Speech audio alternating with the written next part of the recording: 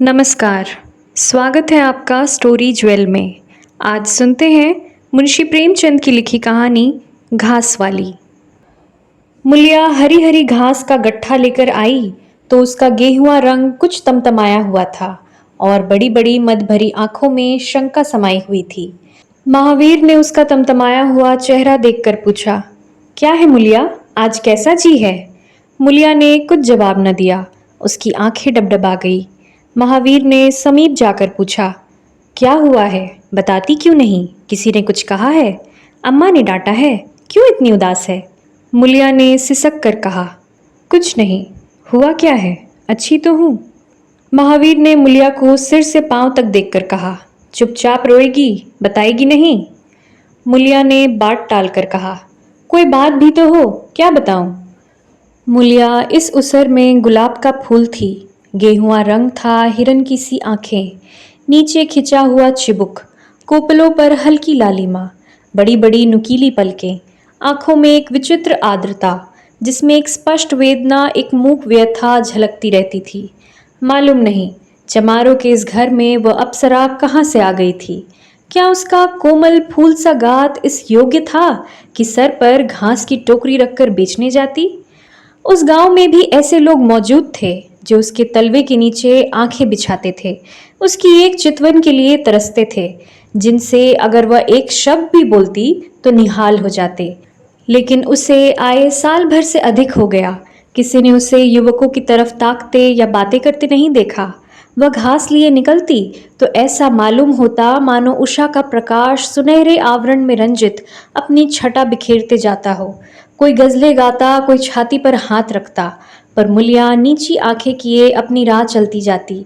लोग हैरान होकर कहते, इतना अभिमान, महावीर में ऐसे क्या सुरखाब के पर लगे हैं? ऐसा अच्छा जवान भी तो नहीं, न जाने यह कैसे उसके साथ रहती है। मगर आज ऐसी बात हो गई जो इस जाति की और युवतियों के लिए चाहे गुप्त संदेश होती, मुलिया के लिए हृदय का शूल थी। प्रभात का समय था। पवन आम की बौर की सुगंधी से मतवाला हो रहा था। आकाश पृथ्वी पर सोने की वर्षा कर रहा था। मुलिया सिर पर झौआ रखे घास छिलने चली तो उसका गेहुआ रंग प्रभात की सुनहरी किरणों से कुंदन की तरह दमक उठा। एकाएक युवक चैन सिंह सामने से आता हुआ दिखाई दिया।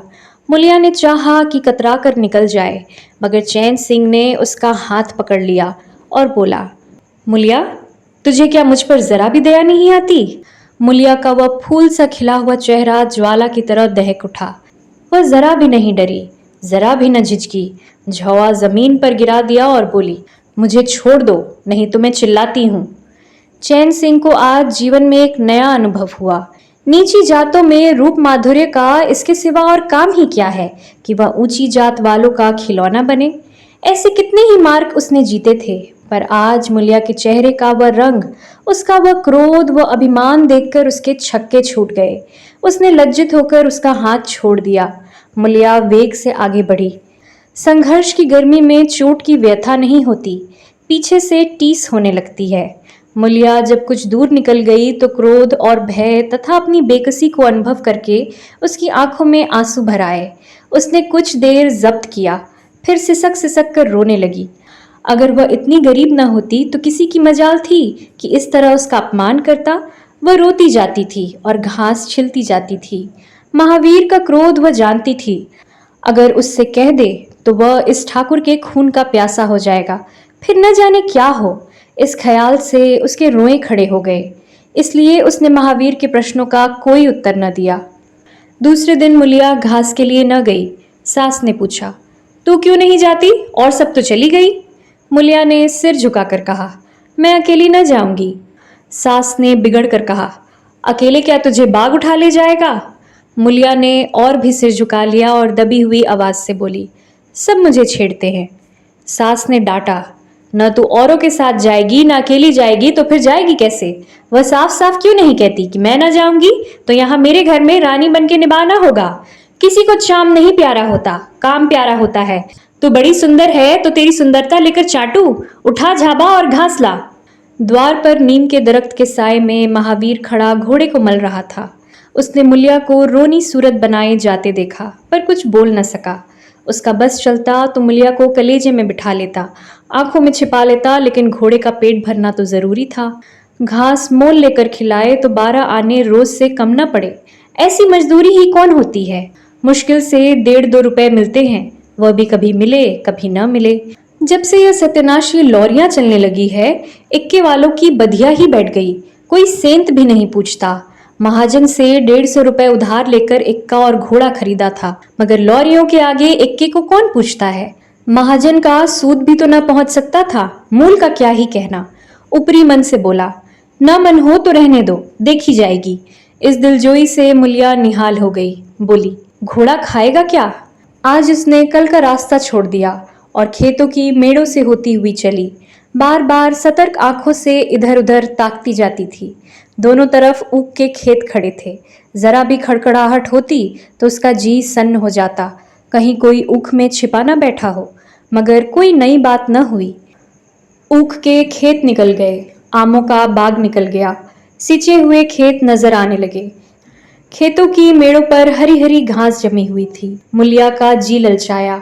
यहाँ आधे घंटे में जितनी घास छिल सकती है, सूखे मैदान में दोपहर तक न छिल सकेगी। यहाँ देखता ही कौन है, कोई चिल्लाएगा तो चली जाऊंगी। वह बैठकर घास छिलने लगी और 1 घंटे में उसका झाबा आधे से ज्यादा भर गया। वह अपने काम में इतनी तन्मय थी कि उसे चैन सिंह की आने की खबर ही न हुई। एकाएक उसने आहट पाकर सिर उठाया तो चैन सिंह को खड़ा देखा। मुलिया की छाती धक से हो गई। जी में आया भाग जाए, झाबा उलट दे और खाली झाबा लेकर चली जाए, पर चैन सिंह ने कई गज के फासले से ही रुककर कहा, डर मत, भगवान जानता है मैं तुझसे कुछ न बोलूंगा। जितनी घास चाहे छिल ले, मेरा ही खेत है। मुलिया के हाथ सुन्न हो गए, खुरपी हाथ में जम सी गई, घास नजर ही ना आती थी। जी चाहता था जमीन फट जाए और मैं समा जाऊं। जमीन आंखों के सामने तैरने लगी। चैन सिंह ने आश्वासन दिया, छिलती क्यों नहीं, मैं तुमसे कुछ कहता थोड़ी ही हूं। यही रोज चली आया कर, मैं छिल दिया करूंगा। मुलिया चित्रलिखित सी बैठी रही। चैन सिंह ने एक कदम आगे बढ़ाया और बोला, तू मुझसे इतना डरती क्यों है, क्या तू समझती है मैं आज भी तुझे सताने आया हूं। ईश्वर जानता है, कल भी तुझे सताने के लिए मैंने तेरा हाथ नहीं पकड़ा था। तुझे देखकर आप ही आप हाथ बढ़ गए। मुझे कुछ सुध ही न रही। तू चली गई तो मैं वहीं बैठकर घंटों रोता रहा। जी में आता था हाथ काट डालूं, कभी जी चाहता था जहर खा लूं। तभी से तुझे ढूंढ रहा हूं। आज तू इस रास्ते से चली आई, मैं सारा हार छानता हुआ यहाँ आया हूं। अब जो सजा तेरे जी में आवे दे दे। अगर तू मेरा सिर भी काट ले तो गर्दन न हिलाऊंगा। मैं शोधा था, लुच्चा था, लेकिन जब से तुझे देखा है मेरे सीने की सारी खोट मिट गई है। अब तो यही जी में आता है कि तेरा कुत्ता होता और तेरे पीछे पीछे चलता। तेरा घोड़ा होता तब तो तू अपने हाथों से मेरे सामने घास डालती। किसी तरह यह चोला तेरे काम आवे, मेरे मन की यह सबसे बड़ी लालसा है। मेरी जवानी काम ना आवे अगर मैं किसी खोट से यह बातें कर रहा हूं। बड़ा भगवान था महावीर, जो ऐसी देवी उसे मिली। मुलिया चुपचाप सुनती रही, फिर नीचा सिर करके भोलेपन से बोली, तो तुम मुझे क्या करने को कहते हो। चैन सिंह और समीप आकर बोला, बस तेरी दया चाहता हूँ। मुलिया ने सिर उठाकर उसकी ओर देखा। उसकी लज्जा न जाने कहाँ गायब हो गई। चुभते हुए शब्दों में बोली, तुमसे एक बात कहूँ, बुरा तो ना मानोगे। तुम्हारा ब्याह हो गया है या नहीं। चैन सिंह ने दबी जबान से कहा, ब्याह तो हो गया है, लेकिन ब्याह क्या है, खिलवाड़ है। मुलिया के होठों पर अवहेलना की मुस्कुराहट झलक पड़ी। बोली, फिर भी अगर मेरा आदमी तुम्हारी औरत से इसी तरह बातें करता तो तुम्हें कैसा लगता। तुम उसकी गर्दन काटने पर तैयार हो जाते कि नहीं। बोलो, क्या समझते हो कि महावीर चमार है तो उसकी देह में लहू नहीं है, उसे लज्जा नहीं है, अपने मर्यादा का विचार नहीं है। मेरा रूप रंग तुम्हें भाता है। क्या घाट के किनारे मुझसे कहीं सुंदर औरतें नहीं घुमा करती। मैं उनके तलवों की बराबरी भी नहीं कर सकती। तुम उसमें से किसी से क्यों नहीं दया मांगते। क्या उनके पास दया नहीं है।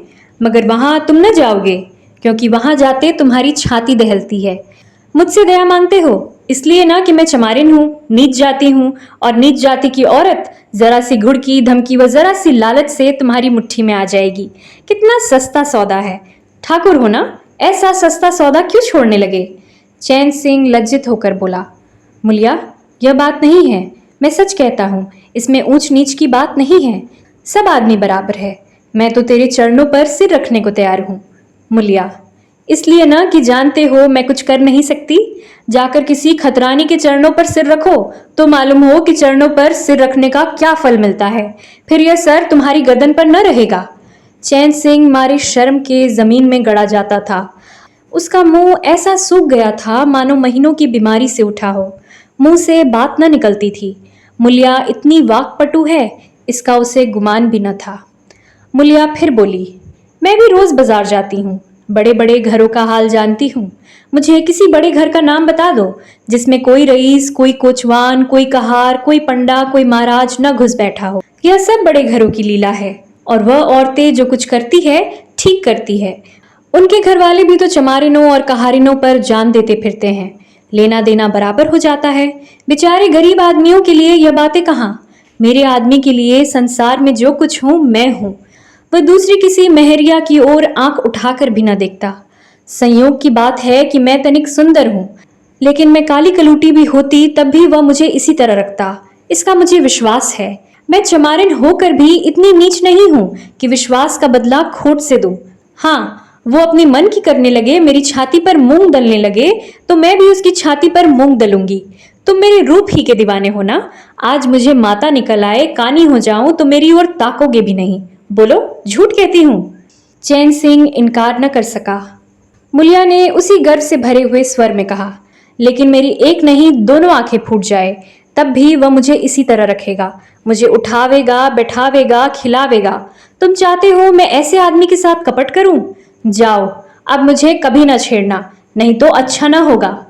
जवानी जोश है, बल है, दया है, साहस है, आत्मविश्वास है, गौरव है और सब कुछ जो जीवन को पवित्र, उज्जवल और पूर्ण बना देता है। जवानी का नशा घमंड है, निर्दयता है, स्वार्थ है, शेखी है, विषय वासना है, कटुता है और वह सब कुछ जो जीवन को पशुता, विकार और पतन की ओर ले जाता है। चैन सिंह पर जवानी का नशा था। मुलिया की शीतल छींटे ने नशा उतार दिया। जैसे उबलती हुई चाशनी में पानी के छींटे पड़ जाने से फेन मिट जाता है, मैल निकल जाता है और निर्मल शुद्ध रस निकल आता है। जवानी का नशा जाता रहा, केवल जवानी रह गई। कामिनी के शब्द जितने आसनी से दीन और ईमान को गारत कर सकते हैं, उतनी ही आसनी से उनका उद्धार भी कर सकते हैं। चैन सिंह उस दिन से दूसरा ही आदमी हो गया। गुस्सा उसकी नाक पर रहता। बात बात पर मजदूरों को गालियां देना, डांटना और पीटना उसकी आदत थी। आसामी उससे थर थर कांपते थे। मजदूर उसे आते देखकर अपने काम में चुस्त हो जाते थे। पर ज्यों ही उसने इधर पीठ फेरी और उन्होंने चिल्लम पीना शुरू किया, सब दिल में उससे जलते थे, उसे गालियां देते थे। मगर उस दिन से चैन सिंह इतना दयालु, इतना गंभीर, इतना सहनशील हो गया कि लोगों को आश्चर्य होता था। कई दिन गुजर गए थे। एक दिन संध्या समय चैन सिंह खेत देखने गया। पुर चल रहा था। उसने देखा कि एक जगह नाली टूट गई है और सारा पानी बहा चला जाता है। क्यारियों में पानी बिल्कुल नहीं पहुंचता, मगर क्यारी बनाने वाली बुढ़िया चुपचाप बैठी है। उसे इसकी जरा भी फिक्र नहीं है कि पानी क्यों नहीं आता। पहले यह दशा देखकर चैन सिंह आपे से बाहर हो जाता। उस औरत की उस दिन मजूरी काट लेता और पुर चलने वालों को घुड़कियां जमाता। पर आज उसे क्रोध नहीं आया। उसने मिट्टी लेकर नाली बांध दी और खेत में जाकर बुढ़िया से बोला, तू यहाँ बैठी है और पानी सब बहा जा रहा है। बुढ़िया घबरा कर बोली, अभी खुल गई होगी राजा, मैं अभी जाकर बंद किए देती हूँ। यह कहती हुई वह थर थर कांपने लगी। चैन सिंह ने उसकी दिलजोई करते हुए कहा, भाग मत, मैंने नाली बंद कर दी। बुढ़ाऊ कई दिन से दिखाई नहीं दिए, कहीं काम पर जाते हैं कि नहीं? बुढ़िया गदगद होकर बोली, आजकल तो खाली ही बैठे हैं भैया, कहीं काम नहीं लगता। चैन सिंह ने नम्र भाव से कहा, तो हमारे यहाँ लगा दें, थोड़ा सा सन रखा है उसे काट दे। यह कहता हुआ वह कुएं की ओर चला गया। यहाँ 4 पुर चल रहे थे, पर इस वक्त 2 हकवे बेर खाने गए थे। चैन सिंह को देखते ही मजूरों के होश उड़ गए। ठाकुर ने पूछा, 2 आदमी कहाँ गए तो क्या जवाब देंगे? सब के सब डांटे जाएंगे। बेचारे दिल में सहमे जा रहे थे। चैन सिंह ने पूछा, वह दोनों कहाँ चले गए? किसी के मुंह से आवाज न निकली। सहसा सामने से दोनों मजूर धोती के एक कान में बेर भरे आते दिखाई दिए। खुश खुश बात करते चले आ रहे थे। चैन सिंह पर निगाह पड़ी तो दोनों के प्राण सूख गए। पाँव मन मन भर के हो गए। अब न आते बनता है न जाते। दोनों समझ गए कि आज डांट पड़ी, शायद मजूरी भी कट जाए। चाल धीमी पड़ गई। इतने में चैन सिंह ने पुकारा, बढ़ आओ, कैसे बेर है, लाओ जरा मुझे भी दो, मेरे ही पेड़ के हैं ना। दोनों और भी सहम उठे। आज ठाकुर जीता न छोड़ेगा। कैसा मीठा मीठा बोलकर बुला रहा है, उतनी ही भिगो भिगो कर लगाएगा। बेचारे और भी सिकुड़ गए। चैन सिंह ने फिर कहा, जल्दी से आओ जी, पक्की पक्की सब मैं ले लूंगा। जरा एक आदमी लपक कर घर से थोड़ा सा नमक तो ले लो। तुम भी दोनों आ जाओ, उस पेड़ के बेर मीठे होते हैं, बेर खा ले, काम तो करना ही है। अब दोनों भगोड़ों को कुछ ढाढ़स हुआ। सभी ने जाकर सब बेर चैन सिंह के आगे डाल दिए और पक्के पक्के छांट कर उसे देने लगे। एक आदमी नमक लाने दौड़ा। आधे घंटे तक चारों पुर बंद रहे। जब सब बेर उड़ गए और ठाकुर चलने लगे तो दोनों अपराधियों ने हाथ जोड़कर कहा, भैया जी, आज जान बख्शी हो जाए, बड़ी भूख लगी थी, नहीं तो कभी न जाते। चैन सिंह ने नम्रता से कहा, तो इसमें बुराई क्या हुई, मैंने भी तो बेर खाए, एक आधा घंटे का हर्ज ही हुआ ना। तुम चाहोगे तो घंटे भर का काम आधे घंटे में कर दोगे, न चाहोगे तो दिन भर में भी घंटे भर का काम न होगा। चैन सिंह चला गया तो चारों बातें करने लगे। एक ने कहा, मालिक इस तरह रहे तो काम करने में जी लगता है, यह नहीं कि हर दम छाती पर सवार। दूसरा, मैंने तो समझा आज कच्चा ही खा जाएंगे। तीसरा, कई दिन से देखता हूं मिजाज नर्म हो गया है। चौथा, सांझ को पूरी मजूरी मिले तो कहना। पहला, तुम तो गोबर गणेश, आदमी का रुख नहीं पहचानते। दूसरा, अब खूब दिल लगाकर काम करेंगे। तीसरा, और क्या, जब उन्होंने हमारे ऊपर छोड़ दिया तो हमारा भी धर्म है कि कोई कसर न छोड़े। चौथा, मुझे तो भैया ठाकुर पर अब भी विश्वास नहीं आता। एक दिन चैन सिंह को किसी काम से कचहरी जाना था। 5 मील का सफर था। यूं तो बराबर वह अपने घोड़े पर जाया करता था, पर आज धूप बड़ी तेज हो रही थी।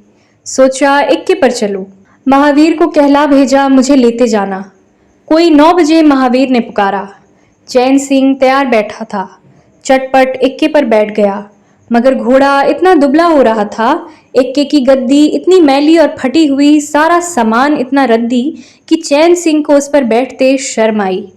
सामान क्यों बिगड़ा हुआ है महावीर? तुम्हारा घोड़ा तो इतना दुबला कभी न था, क्या आजकल सवारियां कम है क्या? महावीर ने कहा, नहीं मालिक, सवारियां काहे नहीं है, मगर लॉरियों के सामने इक्के को कौन पूछता है। कहाँ 2 ढाई 3 की मजदूरी करके लौटता था, कहाँ 20 आने पैसे भी नहीं मिलते। क्या जानवर को खिलाऊं क्या आप खाऊं, बड़ी विपत्ति में पड़ा हूं। सोचता हूं इक्का घोड़ा बेच बाज कर आप लोगों की मजदूरी कर लूं, पर कोई ग्राहक ही नहीं लगता। ज्यादा नहीं तो 12 आने तो घोड़े ही को चाहिए, घास ऊपर से। जब अपना ही पेट नहीं चलता तो जानवर को कौन पूछे। चैन सिंह ने उसके फटे हुए कुर्ते की ओर देखकर कहा, 2-4 बीघे खेत क्यों नहीं कर लेते? महावीर सिर झुकाकर बोला, खेती के लिए बड़ा पौरुख चाहिए मालिक। मैंने तो यही सोचा है कोई ग्राहक लग जाए तो इक्के को औने पौने निकाल दूं, फिर घास छीलकर बाजार ले जाया करूं। आजकल सास पुतौह दोनों छिलती हैं, तब जाकर 10-12 आने पैसे नसीब होते हैं। चैन सिंह ने पूछा, तो बुढ़िया बाजार जाती होगी? महावीर लजाता हुआ बोला, नहीं भैया, वो इतनी दूर कहाँ चल सकती है, घरवाली चली जाती है। दोपहर तक घास छीलती है, तीसरे पहर बाजार जाती है, वहां से घड़ी रात गए लौटती है। हलकान हो जाती है भैया, मगर क्या करूं, तकदीर से क्या जोर। चैन सिंह कचहरी पहुंच गए और महावीर सवारियों की टो में इधर उधर इक्के को घुमाता हुआ शहर की तरफ चला गया। चैन सिंह ने उसे 5 बजे आने को कह दिया। कोई 4 बजे चैन सिंह कचहरी से फुर्सत पाकर बाहर निकले। हाथे में पान की दुकान थी। जरा और आगे बढ़कर एक घना बरगद का पेड़ था। उसकी छां में 20 ही टांगे इक्के फीटने खड़ी थी। घोड़े खोल दिए गए थे। वकीलों, मुख्तारों और अफसरों की सवारियां यही खड़ी रहती थी। चैन सिंह ने पानी पिया, पान खाया और सोचने लगा कि लॉरी मिल जाए तो जरा शहर चला जाऊं, कि उसकी निगाह एक घास वाली पर पड़ गई। सिर पर घास का झाबा रखे साइसों में मोल भाव कर रही थी। चैन सिंह का हृदय उछल पड़ा। यह तो मुलिया है। बनी ठनी एक गुलाबी साड़ी पहने कोचवानों से तोल मोल कर रही थी। कई कोचवान जमा हो गए थे। कोई उससे दिल लगी करता था, कोई घूरता था, कोई हंसता था। एक काले कलूटे कोचवान ने कहा। मुलिया, घास तो उड़ के अधिक से अधिक 6 आने की है। मुलिया ने उन्माद पैदा करने वाली आंखों से देखकर कहा। 6 आने पर लेना है तो सामने घसियारी ने बैठी है, चले जाओ, 2-4 पैसे कम में पा जाओगे। मेरी घास तो 12 आने में ही जाएगी। एक अधेड़ कोचवान ने फिटन के ऊपर से कहा। तेरा जमाना है, 12 आने नहीं 1 रुपया मांग। लेने वाले झक मारेंगे और लेंगे। निकलने दे वकीलों को, अब देर नहीं है। एक तांगे वाले ने, जो गुलाबी पगड़ी बांधे हुए था, बोला। बुढ़ऊ के मुंह में पानी भराया। अब मुलिया काहे को किसी की ओर देखेगी। चैन सिंह को ऐसा क्रोध आ रहा था कि इन दुष्टों को जूते से पीटे। सब के सब कैसे उसकी ओर टकटकी लगाए ताक रहे हैं, आंखों से पी जाएंगे। और मुलिया भी यहाँ कितनी खुश है, न लजाती है, न झिझकती है, न दबती है। कैसे मुस्कुरा मुस्कुरा कर, रसीली आंखों से देख देख कर, सिर का आंचल खिसका खिसका कर, मुंह मोड़ मोड़ कर बातें कर रही है। वही मुलिया जो शेरनी की तरह तड़प उठी थी। इतने में 4 बजे। अमले और वकील मुख्तारों का एक मेला सा निकल पड़ा। अमले लॉरियों पर दौड़े, वकील मुख्तार इन सवारियों की ओर चले। कुचवानों ने भी चटपट घोड़े जोते।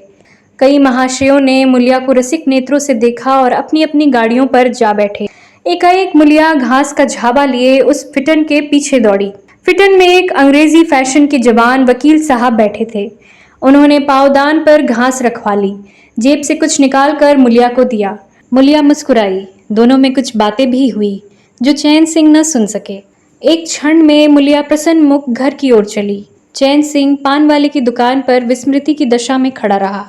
पान वाले ने दुकान बढ़ाई, कपड़े पहने और केबिन का द्वार बंद करके नीचे उतरा तो चैन सिंह की समाधि टूटी।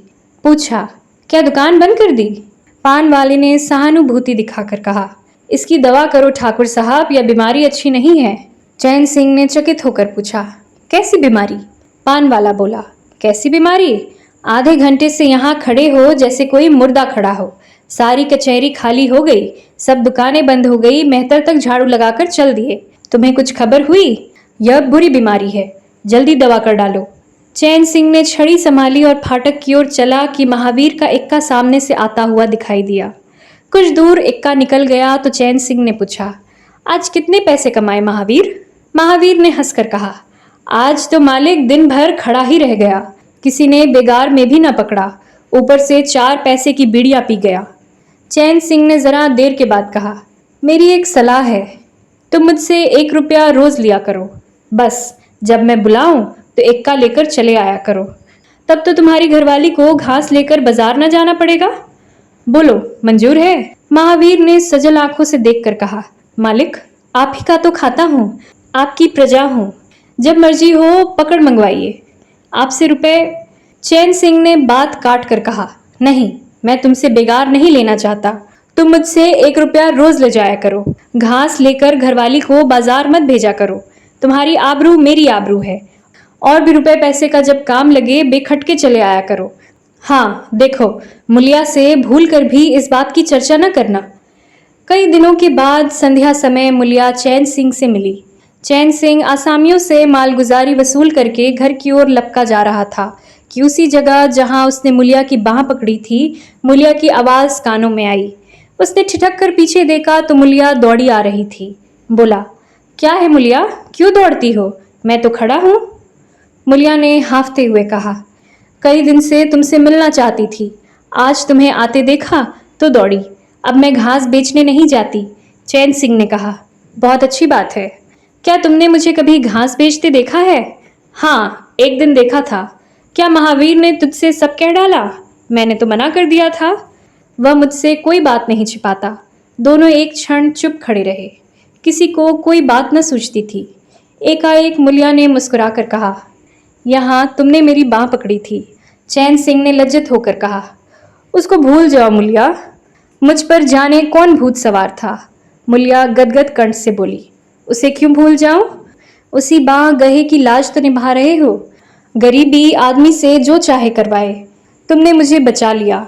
फिर दोनों चुप हो गए। जरा देर के बाद मुलिया ने फिर कहा, तुमने क्या समझा होगा? मैं हंसने बोलने में मगन हो रही थी। चैन सिंह ने बलपूर्वक कहा, नहीं मुलिया, मैंने एक क्षण के लिए भी नहीं समझा। मुलिया मुस्कुराकर बोली, मुझे तुमसे यही आशा थी और है। पवन सिंचे हुए खेतों में विश्राम करने जा रहा था। सूर्य निशा की गोद में विश्राम करने जा रहा था और उस मलिन प्रकाश में चैन सिंह मुलिया की विलीन होती हुई रेखा को खड़ा देख रहा था। अभी आप सुन रहे थे मुंशी प्रेमचंद की लिखी कहानी घासवाली।